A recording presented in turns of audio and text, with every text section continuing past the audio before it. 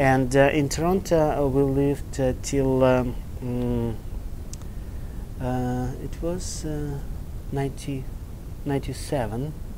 A friend of mine, our family friends, they had a gas station here in Peterborough, and we traveled a couple times to meet them and to see them. And by this time, I was married already, and in '96 my daughter was born in Toronto.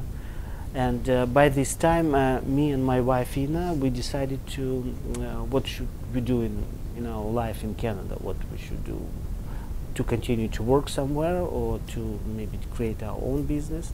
And that's how we came to idea that maybe food industry or food business will be good for us to as a family business to start up. And when we came to this conclusion, we decided to go to Peterborough because it's a smaller country, a smaller city, and you don't need maybe this financial startup as big as in Toronto regarding rent and some other overhead expenses. So we came to Peterborough in '97. It was by the end of the year, and we bought our first cafe here, like a business, and I did renovation. In '98 we officially opened our first business, and of course we were absolutely new in this, and as usually happens, first venture usually ends up not very successfully. But from my perspective, it was like spending the money on university or some educational purpose. So it was very nice learning experience for us how to deal with some business issues and locations, menus, customers, and that was very. But it came to the end, of course. Because one of our mistakes was, and because we decided to repeat something which already exists everywhere, So don't. My advice to someone who wants to create own business, it's to, especially for immigrants, it's to make it your own way, and to make it the way it's no one else can provide this on your territory. So let's say it this way: stay away from competition. Do not try to compete with Tim Hortons or with Wendy's, or because it's impossible to compete with them. It's and to claim that you can make a better coffee than Tim Hortons or better muffins, or I don't know. It's a good claim, but it doesn't mean you're not gonna win this. Yeah, you won't win. Yeah, and that's why when you stay away from competition, you will be let's others to compete with you. Welcome others to compete with you, and then you will be in position as Coca-Cola, Tim Hortons, or Wendy's, and let them to reach your goals. Not your goals, your level, your quality, your products, and then you will be number one. Yeah, and that's why it came in 2000. It came the idea to. It was a friend of us actually who invited Ina to see this small market, downtown market, and see what's going on there. And we decided to try. And of course, first market, it was in May. and it's a 10 years ago, like 11 years almost coming. And we came with a small table and prepared traditional food. And again, we decided not to go the way we already burned with making over easy eggs, or I don't know, burgers, or I don't know, we decided to do our own Eastern European cuisine way, and create something which you cannot buy and cannot be provided in Peterborough. And so we came on the market with 3-4 items like cabbage rolls, pierogis, some strudels, and some sweet stuff. And it was a sellout in a couple hours. And then next week we made more, and since then we just and right now, you already know, right now we operate in Peterborough, in Oshawa, in Kingston, in Belleville, Bath, and Trenton, small. It's our territory now is pretty big. But it's again, we consistent, we do what we did 10 years ago, we do the same product, same product, same quality, and we never miss markets, and people know that they come to the market and they will see us, so we'll keep this level of quality. A brand in a way. Yes, yeah. A Taste of Russia, it's a brand now. Yeah. It's a name. Yes, yeah, and it's a well-known brand right now, and it's our products compare with some people. For example, can buy cabbage rolls from someone else, and even from like well-established names in the food industry, but they always compare now with a Taste of Russia cabbage rolls, and how they compare with those ones, and for example, or pierogis compare with the Taste of Russia. And before it was before my wife called at the beginning of our business, start our business, customers called her a cabbage roll lady, and then they call me pierogi man, you know, that kind of thing. But right now, for example, it's already a Taste of Russia. Taste of Russia, it's and our logo, people knows our logo already. It's we do kind of corporate capitalist way, but at the same time we don't. The beauty of the market is existed during different period of human history, and it's always been there, because market it's a part of our human habits. For example, since we were like even before Christ and everything, place to gather, to place to exchange products, to place to talk, to place to bring kids to enjoy it, and it's like people creating a place where they coming, and if you are welcomed by the people and you are needed by the people, they will support you and you will be exist on the market forever. It's not like for example like a big super malls. They brought the idea of the market as for example a place with many vendors where you can come, but with consumerism the spirit of the market destroyed right away, because it's not like a people create this place, it's someone else create the place, and people not coming, you want them to come. No, in marketplace, people want to come to the market, not the market wants them to come, because it's like mutual.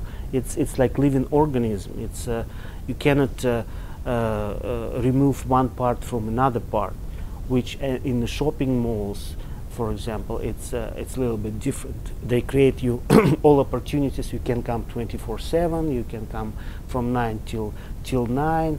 No, at the market and with the market and the people, there is established special rules.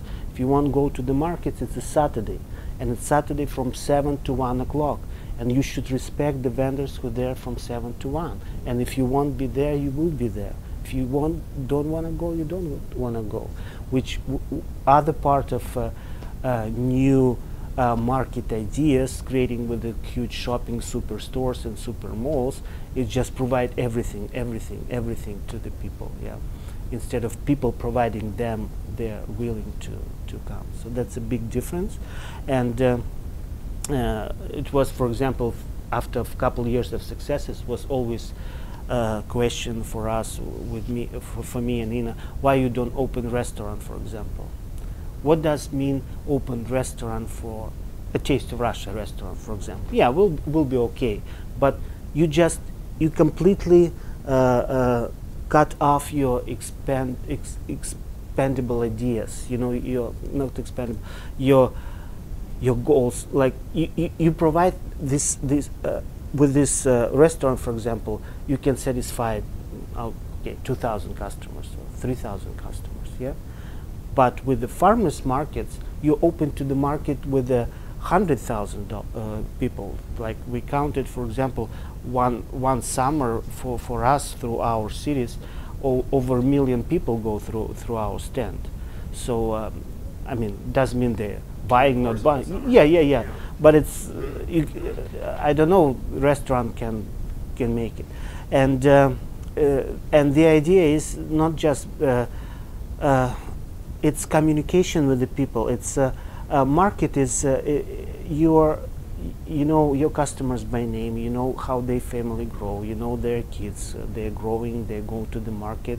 We have kids who were 10 years ago just in high school, for example. Now they married, and then now they get their kids, and their kids again coming to the market, and 3, 4, 5 years old, trying our pirogis, and mama telling them how she tried it 10 years ago. And that's why market is the place which people nourish and want to exist. You know, through, it doesn't matter, slavery, feudalism, communism, or capitalism, or some disasters. Market is always there. And that's my passion a little bit. So I'm moving away. Yeah. But it's again, the right decision was to start up with something which you cannot find in Peterborough. That's why business start was success from the beginning. Yeah. And at the same time, I would say with Peterborough, it's a specific, because a lot of people, like I remember when I came to Peterborough, I think official data was that even almost like 49% of population of Peterborough by mid of 90s was even born in England, if I'm not something maybe like that. Ancestors. Yeah, maybe, yes. But it was really like huge. Like official numbers for immigrants in Peterborough was like 2% or 1.5%. It was very small, yeah, very small. And of course, it was for us. It was maybe a little bit easier because we belong to a white race, and we are kind of. I mean, but we found that it's pretty conservative city, and but we never tried to integrate or start to repeat or start to do what maybe was the way to do 100 years ago. But we created something like Eastern European, which never existed, and we start to provide this not for immigrants. We did create our stand and our food and our products. We did the way it's the whole Canadian society, like if we talk about Peterborough at the beginning, Peterborians will enjoy it. And our results showed that after like 3 or 4 years ago, we did survey in Belleville and Peterborough, and 85 or 87% of our customers satisfied with the product. And among those 87%, only 2% immigrants. The rest is actually population of Irish people and British and French and Germans and the rest, you know, who's coming and buying our products. A feeling of to be immigrant in Toronto, it's my feeling was I would say it was probably a real racial feeling, you know. So you belong to white race, or you belong to visual minorities, and you are not visual minorities, you are white race. So that's a division in Toronto which exists, and nowadays we don't travel to Toronto too much, but now it's even like huge difference between those. I don't know how they feel inside the Toronto, living in Toronto day by day, but for me it's visual minorities and white race. It's kind of I don't know, you don't divide people by this, but you kind of see how even this like in my time, Yonge Street in 90s, Yonge Street was full of stores, like from Bloor up to Eaton Centre, was store after store was like electronic stores selling like videos and TVs and audio and everything, and all these streets were, all these stores were owned by Indians or Pakistanians and descendants, and it was you cannot find the store which owned by because I live Bloor and Yonge, almost there, so I don't remember even one single store which was owned by Irish descendant or something else. Yeah.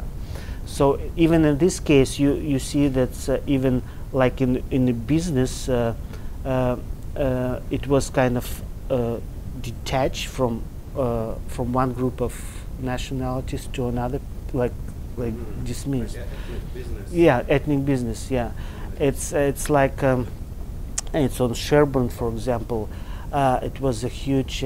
It was Tamil Tigers there, and Sri Lanka's. That war started. Then in '90s, it was big issues.